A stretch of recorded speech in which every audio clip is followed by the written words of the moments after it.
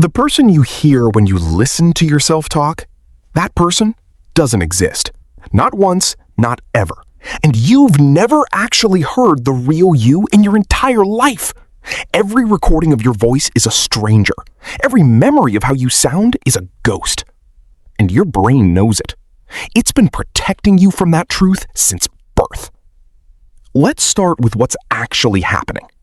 Right now, at this very moment, your voice is reaching your ears in two completely different ways, two separate paths, and they're telling you two different stories about who you are.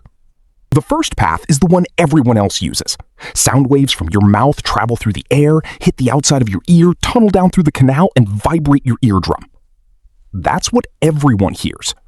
That's the real you, acoustically, the version that lands in other people's brains unchanged. But there's a second path, and it's happening simultaneously inside your skull. When you speak, your vocal cords vibrate. Those vibrations don't just push out into air, they also travel through the bone of your skull. Bone is denser than air, so it transmits lower frequencies more efficiently.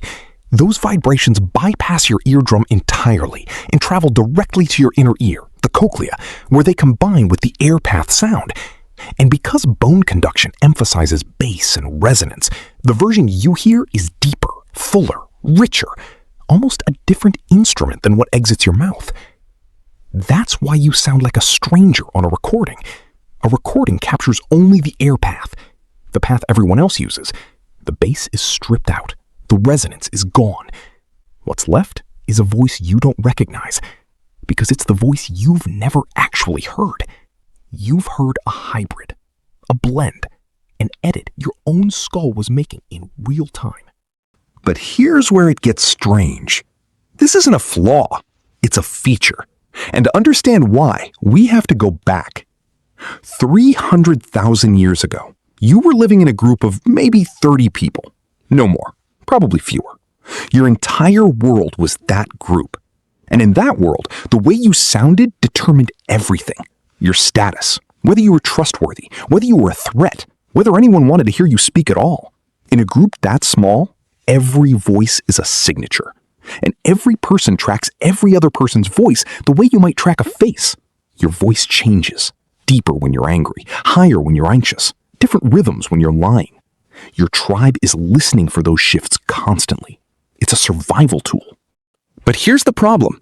If you only heard the way others heard you, if your entire life you heard the stripped-down, thin version of your voice, you'd have no way to calibrate, no internal reference, no feedback loop between what you're trying to project and how it actually lands. So your brain solved it differently. It gave you two versions, the thin one, which you consciously ignore, and the hybrid, the one with the bone conduction added back in, which is the one you live inside. And that hybrid version is slightly more confident. It sounds a little bigger to you than it actually is, which means when you speak with a tiny bit more authority than you actually feel. That tiny gap between how you sound to yourself and how you sound to others is a feature. It's a buffer, a psychological buffer that lets you speak even when you're not entirely sure. It lets you claim space. It lets you sound slightly more certain than the evidence warrants. And that is exactly what small group survival required. You needed to project more confidence than you felt, because doubt signals weakness. Weakness in a group of 30 gets you hurt, gets you exiled, gets you killed.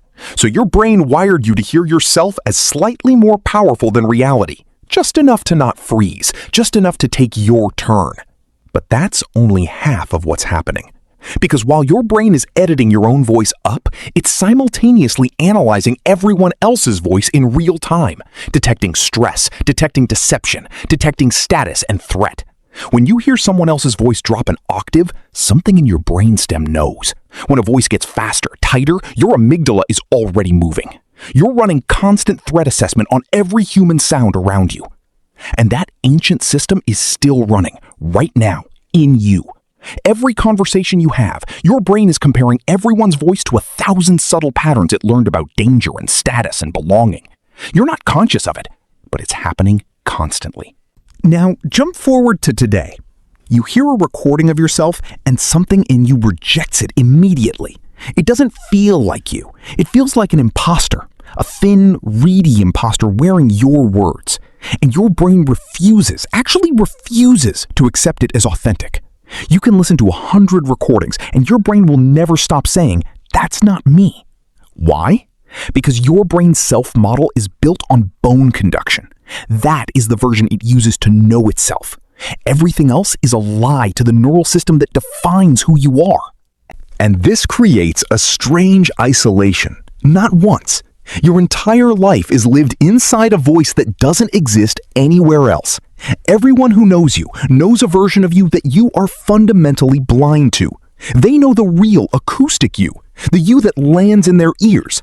And you are trapped inside a different version, richer, deeper, more confident, that exists nowhere but inside your skull. This is true of every single human being who has ever lived. Every conversation is a conversation between two people who are hearing each other completely differently than they hear themselves. Everyone is isolated inside their own skull's edit. And no two people have ever actually heard each other.